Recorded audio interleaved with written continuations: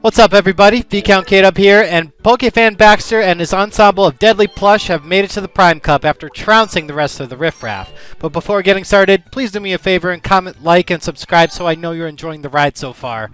A major poll affecting content is coming soon, so also stay tuned for that. And hey, before we get into it, I've made a slight team change in Blissies. Let's quickly check it out. So as you guys have seen already, Jubilee I use for paralysis, attacking, and fending for itself. My Blissey relies on Toxic and Growl to stall and constantly heal itself and the team. It's extremely effective, but a tad on the slow side. Nevertheless, it'll be worth it in the long run because she'll be the one joining the Titans in the Gauntlet 35 finale. Now, on with the Gauntlet already. Okay, we kick things off against Last Terry in the Prime Cup. Her team looks exactly like Pokéfan Carmen's team of the Poké Cup. Yada yada, we've been here before. And you know what? I've been here before too. Yeah, I've actually played through this with this team already. I finished the video, it was all done, and upon recording new footage, I had actually deleted the old footage, which happened to include the finished video. So pardon me for talking over these battles, but let me talk about these battles that you're going to see and are witnessing right now. They are some of the longest, tedious, most annoying battles I've ever had. For no reason. I mean, you're going to see what you're seeing in Last Terry. Azumarill's not that bad. We just Thunder Punch him twice. Thankfully, that happened in the Poké Cup, where I believe we Thunder Punched Azumarill once, and it did over half, so we were secure there. But this Wigglytuff, man, is it annoying. First, we send Fire Blast, and we miss with it. Then, she sends a Body Slam, and we're already Tail Whipped, so now we have to switch out, otherwise Typhlosion's a goner.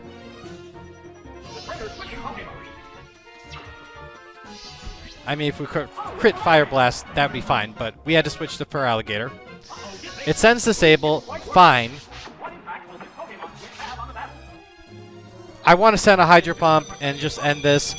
She uses Protect, fine. I guess she's going to use Disable and, you know, disable me.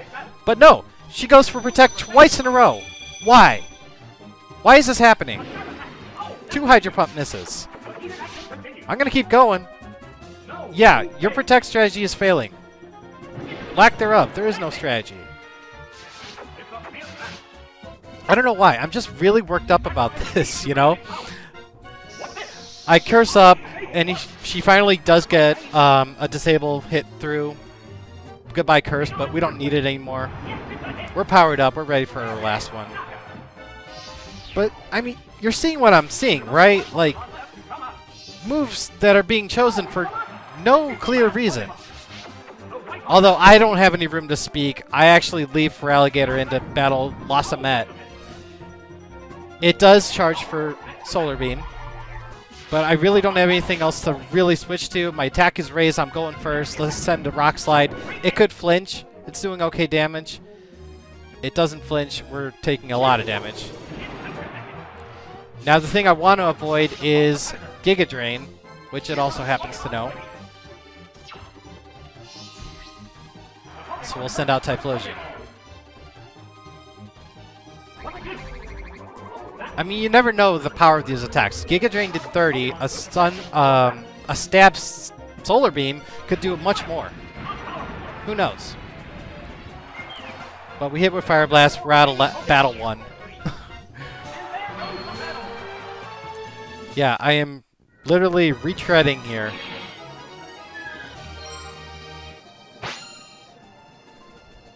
I did not have this much difficulty with Battle 1 the first time. With Battle 2, oh my god. Like, the first run through with this went as you'd expect, like very swimmingly. This one, again, detects shenanigans. Super annoying. We're going to start out strong with Feraligatr. There goes the Berserk Gene on Ape. And since this move is for free, I used Curse. And it's... Yang likes to resort to switching shenanigans, particularly to his Wobbuffet, which he seldom fails to bring. So I'm actually going to send in Rock Slide to first. It's cursed up. It's fine. Safeguard is fine. It was safe. But now I have a problem. I can't really curse up in front of Buffet because you know, it's dangerous. It also has Destiny Bond. So we dodge the Mirror Coat. We're going to try Leech Seed tactics with Littlefoot. Thankfully, we're successful. That's all he can do. And now I decide to switch back.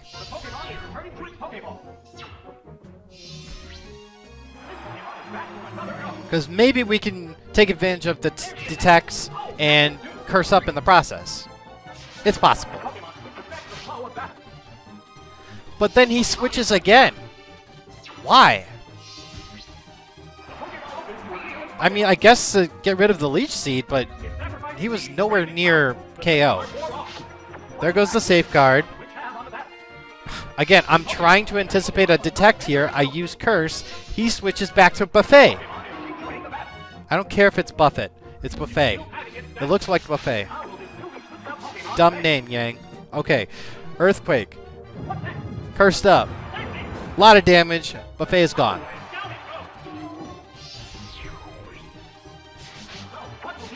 We're pretty much out of the woods on this battle. It's just, you know, needlessly annoying. It just slows everything down. Okay, yep. Obligatory first turn detect use. We're powered up further. We can take a Seismitox.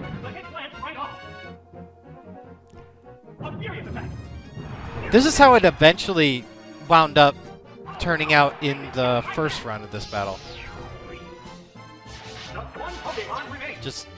I think I wound up with 5 curses on Feraligatr by the end of it. Here, because we have another one. Detect. That was a misclick. I actually was going for curse. But yeah, that high jump kick rendered to 36 or something degrees damage. One hit knockout with Earthquake. We're into battle 3.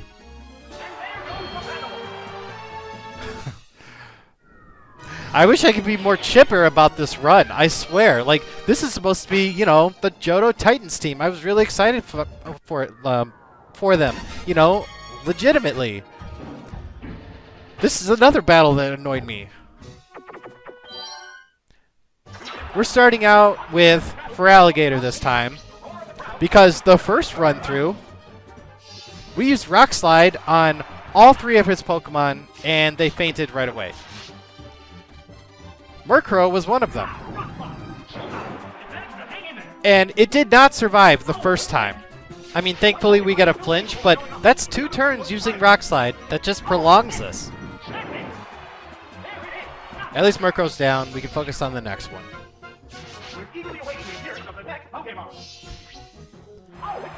Okay, Arrow's a one-shot with Hydro Pump. Okay, we can take an Earthquake, no problem. Hydro Pump away. And we miss. It's not all about the AI that I'm complaining about, or whatever. I guess it's just a snowball effect of bad luck and decisions and happenstances that just happen, you know? And frustration that I deleted the video. That was my fault. Thankfully, Charizard shows up as the last Pokemon, and after taking a Flamethrower, we can use Rock Slide to end it.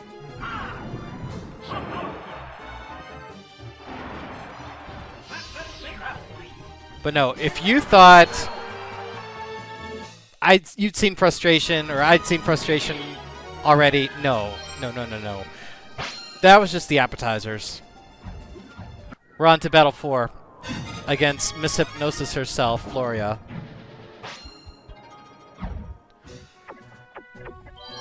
And you gotta take this battle cautiously. We're going to send out Littlefoot first to wear down the Stantler.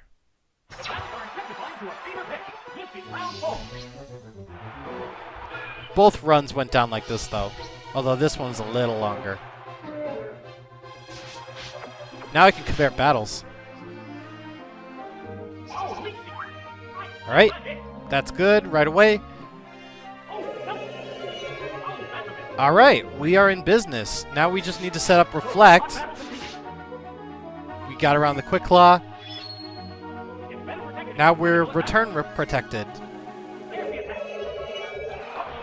That's okay, we have a mint berry. Thank you very much. Razor Leaf away. Alright. Good luck this time. This is Santler's last turn. Alright, well, that's fine. Littlefoot's taking one for the team right now.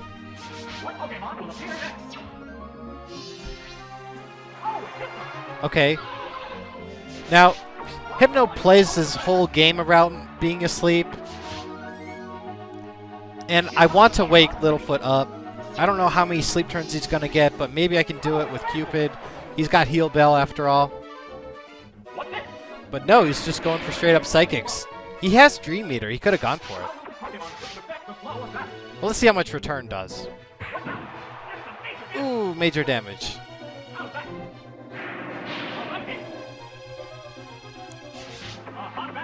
The Psychics are adding up. Come on, Return number 2, knock him out. No, it doesn't. More dumb luck with Focus Band. Okay.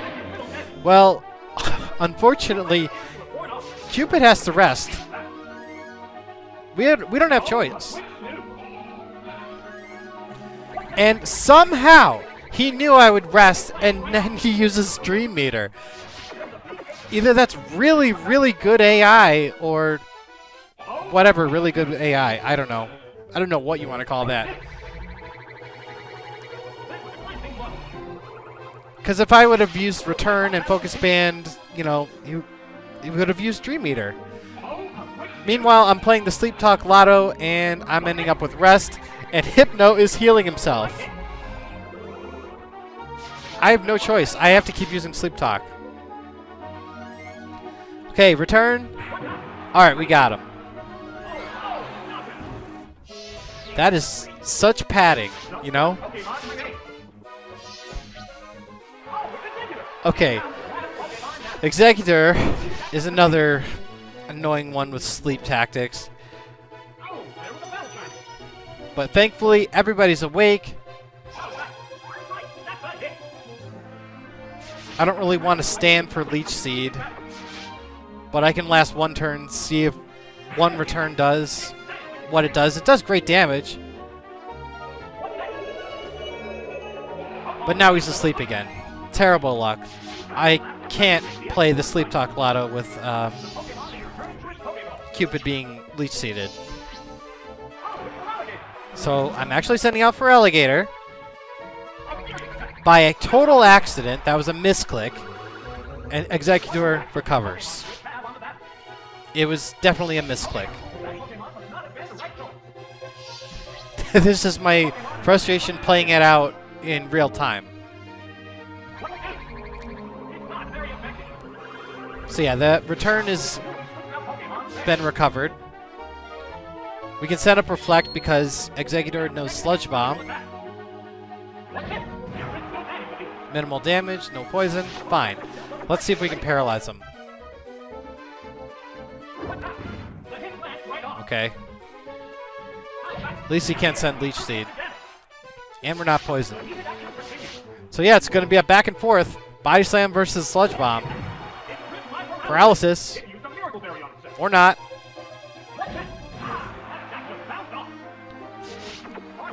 We're technically winning this. Ooh, paralyzed again. Nope. If we got a critical hit, Littlefoot would have been a goner. One final Body Slam, and Utor Ants is gone. And that's the first half of the Prime Cup.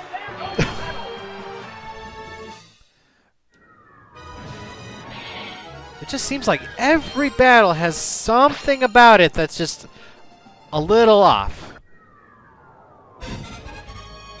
Part of that was my bad for switching to Feraligatr, but whatever. Fisherman Chase has a Dragonite and Lantern. Lantern would probably be the most annoying one, since it can pretty much take on every Titan except Littlefoot. But Feraligatr can take on Dragonite. So we're going to send it Rock Slides until it faints. Or flinches, maybe.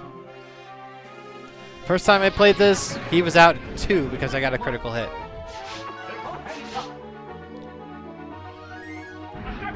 And he never got an outrage out because he would have been flinched.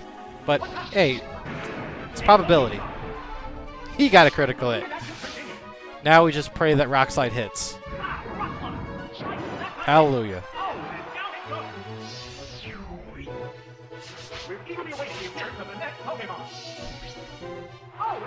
Alright, Lantern shows up, so we have the perfect counter for that, and that will be Littlefoot. Last time I took down Lantern with Blissey, with Growl Toxic strats, and it worked. It was fine, it was just very long.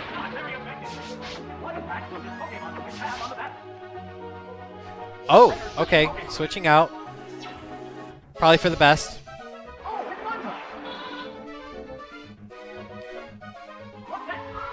It'll take Razor Leaf in stride.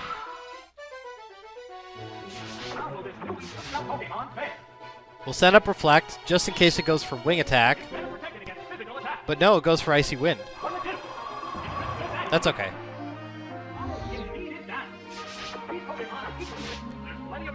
I just need to put Razor Leaf, sorry, Leech Seed on it.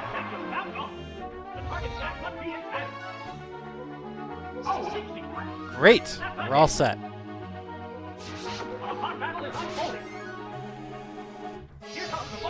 So now, we're going to swap over to Blissey and get ready for the long game. We have to send Toxics. At least 3. Thank you for the HPs. We could be flinched by Headbutt. Thankfully, we're going to recover every time. Alright, that's 1 down.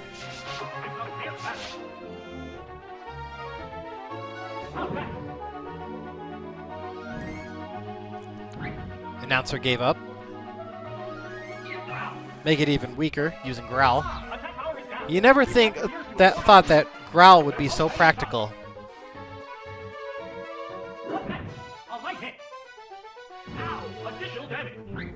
I don't know if Blissey can actually learn Charm. It should have been able to. It's like, how can we accelerate it just a little bit more? Anywho, Montine's down. Now we got the Lantern to deal with.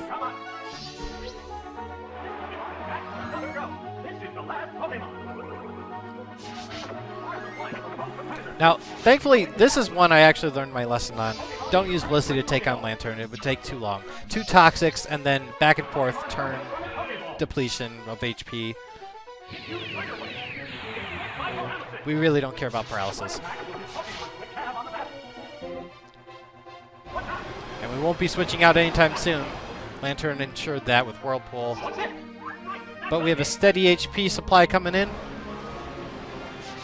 And now we can use Razor Leaf until death.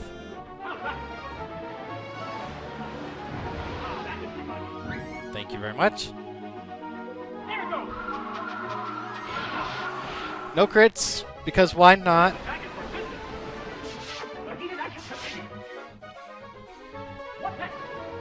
We're making headway, though. 1 more Razor Leaf. Got him. Hey, Razor Leaf can still miss, adding to the frustration, but that's Battle 5. Not always as easy as use a Grass type. But no, we will be putting Blissey to use much more later. But for now, we have to deal with Scientist Craig, aka the Confusion trainer. We're beginning with Typhlosion because he has a Miracle Berry. And we don't mind if we get Swaggered, which is what this Electrode specializes in. Thank you very much. 1 Earthquake, you're gone. I really wish I had a Typhlosion for the other teams that had to suffer through Electrode. Alright, Crobat isn't as bad, but you'll see what goes on. We get confused again. Now we can go for Thunder Punches. We hit it. And it does just over half. And Crobat's kind of a coward. He flies up while I'm down here confused. I would have hit him. So I'm thinking, okay, I can take a fly. It might even miss. It hits. But maybe I won't be confused. Hey, I'm not. Fire Blast. Come on, let's end this. No. Because why not? So I'm calling his bluff. I'm sure he's going to fly back up because I'm still confused. Yep, there it is. And we have Rock Slide and a Bitter Berry ready to go.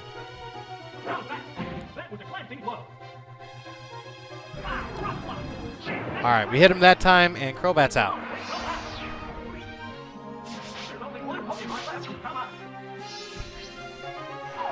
Okay, Ninetales is a Confuse Ray user, so no more Swagger boosts. So I used Hydro Pump. Ooh, critical hit Hydro Pump. Finally, something goes our way. Something to be happy about. Hey, you know what is happy? Cause for celebration. We've gone 6 battles without a continue. Or without a Pokemon fainting. As many frustrations as we've seen. Alright, Battle 7. Skier Kathy. The first time, Mr. Mime went down in 2 earthquakes thanks to a critical hit.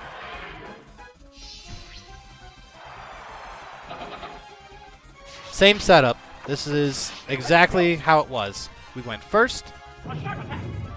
Earthquake 1. It's going to take 3.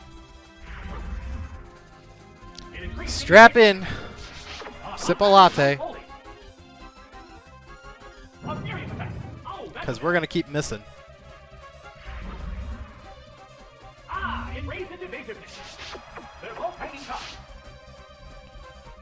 Alright, Fire 3. Still nothing. Now, thankfully, she doesn't really have anything that uses water attacks. It's more normal attacks and ice and psychic. So Typhlosion wasn't technically in danger, but we need something that can last really long against special moves. And we can definitely cripple his attack power with Growl. Point is, if Blissey gets Toxic in, which it luckily does, we are in business. Thankfully, Kathy's Lapras doesn't know Rest like Tina's does in the Poké Cup. Still going to be annoying to deal with. But since he's poisoned, now we can just reduce Lapras's attack with Growl. And thankfully it hits. I mean, sure, we're paralyzed, but that's okay. We can't be frozen. We can't be poisoned. We don't really care about our speed. Blissey's not there for multiple turns. Go for another Growl.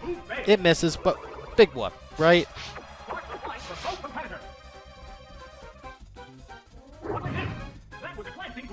Alright, we're about halfway down. And he's over halfway down with this poison. So we're just going to eat some eggs, recover.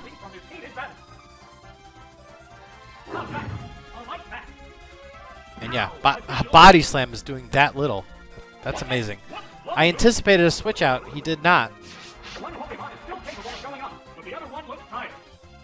So for some reason, the AI was not switching out on me. Like every time I tried in the first run or now with Toxic on the switch out, like when they're at death's door, they weren't doing it.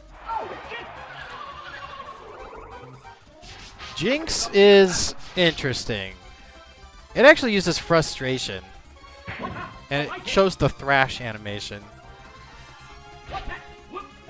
We missed with Toxic, that's unfortunate. But we have to recover at this point. Anyone ever use like Jinx from Stadium 1 or encounter a Jinx in Stadium and it was using Thrash all the time? It was one of its like few users of Thrash. And with this unique animation of her just hurling herself towards the opponent, it's actually kind of funny. But we land the Toxic. The Frustrations are kind of powerful at about 110, 120 apiece. Meanwhile, we're still paralyzed. We need to use Growl stat.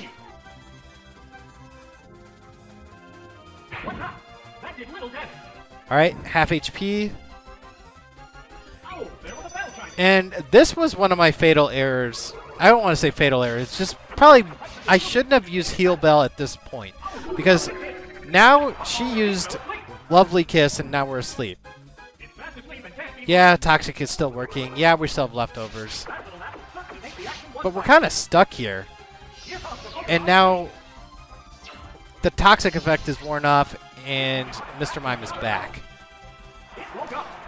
But we woke up right away, thankfully. But if we can get Toxic onto this Mr. Mime, we can pass over the Toxic rate onto Jinx. So like it starts up worse again. We just need Toxic to hit. These are definitely not Quick Claws that it's getting. It's definitely outspeeding. But we got Toxic. Great.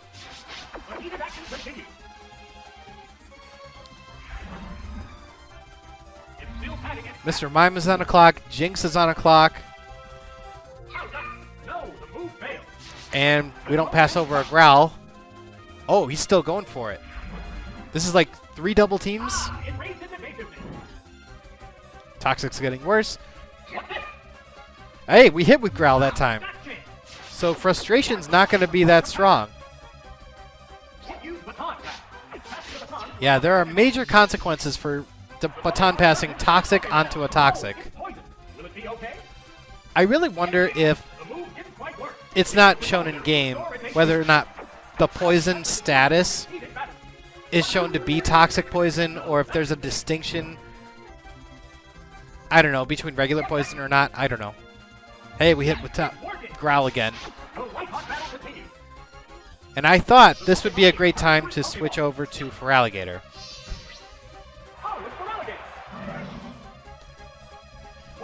Because, yeah, there comes Lovely Kiss. It's not so bad if you think about it.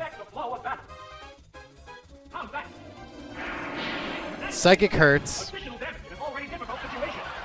And we don't even get a turn of sleep to use up.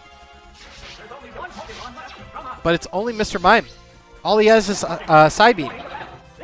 Everything else he has sets up. And he does not have the time to do it.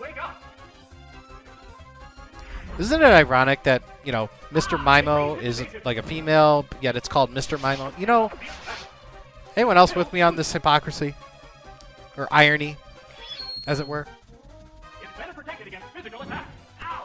Alright, looks like maybe 1 turn, 2 turns?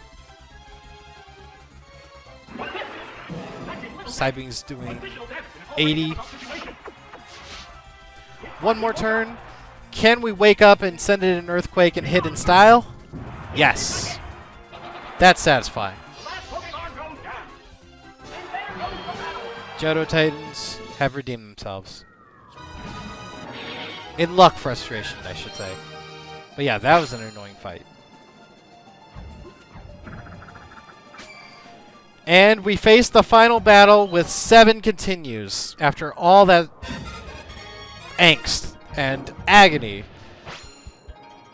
we face Cool Trainer Marty.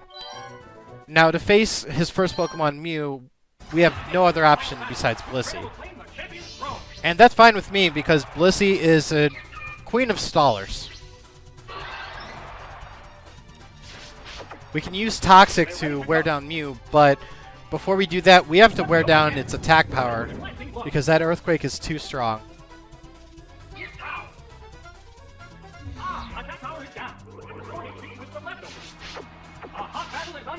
How much will it do now? Okay, about 90. Or 110. That's 1 Miracle Berry.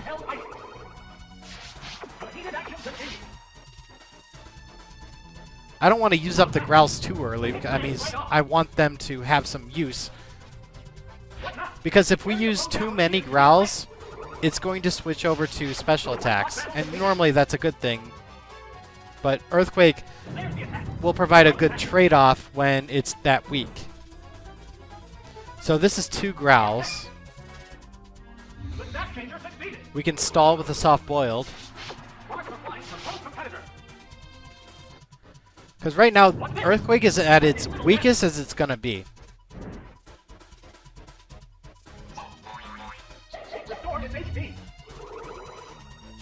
Yeah, we're like back at full health, practically.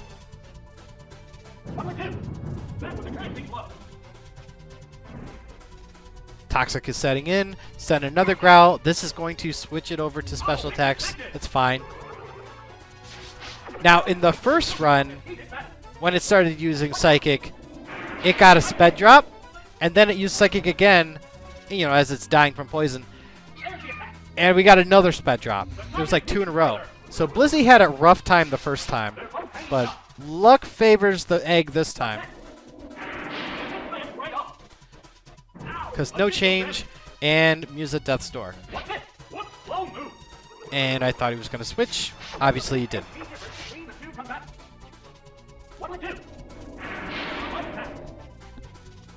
And goodbye, Mew.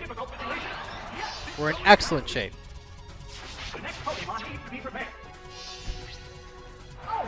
And unfortunately, it's not Umbreon, it's Ursaring. And we cannot leave Blissey undefended against Ursaring, so we have to switch over to Littlefoot. If we can get Leech Seed on Ursaring, Feraligatr will be able to battle him. Confusion doesn't help. Ouch.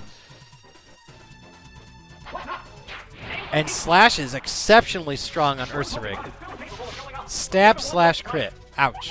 But thankfully, we get the Leech Seed. Hit. Littlefoot has done his job. Marty isn't about the switching tactics so much about like his co-competitors.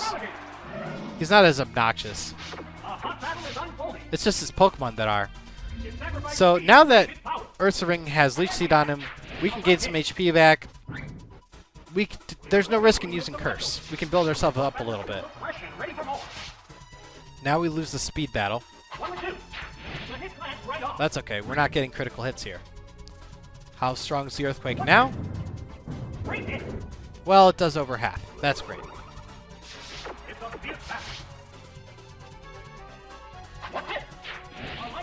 Okay. Earthquake. And gone. Only question is, what's left? Is it Tyranitar? That would be great. Is it Muck? That would be great. No, it's Starmie. Let me tell you, I've been wanting to take down this Starmie since many teams ago because it has ruined several teams' run. Earthquake does over half. This thing has Bright Powder, so anything could miss at any random time. One more Earthquake? Yes! And they've done it. Again. Pokéfan Baxter and his Master of All team have beaten the Prime Cup and all the other cups flawlessly. Again. Let's celebrate and analyze the run. I guess the real reason the Prime Cup's second run really ticked me off was because this team was already so strong and I might have overestimated their ability. They may have skated through the first time, but fandom was truly put to test here. And even after all that, it's still safe to say that the team is markedly improved from the Great Ball version. And let's be honest here, nothing really fazed them either beyond the lousy luck and the erratic AI. They're awesome, well-balanced, and powerful. MVP goes to Feraligatr for getting us through the Poké Cup unscathed and having amazing synergy with General Typhlosion. The Water-Fire duo was used just about every time, and for good reason. Littlefoot, Jubilee, and Blissey made for some great stallers when the battle called for it, and Cupid made a fairly decent bruiser and medic. Hitmontop was just kinda there.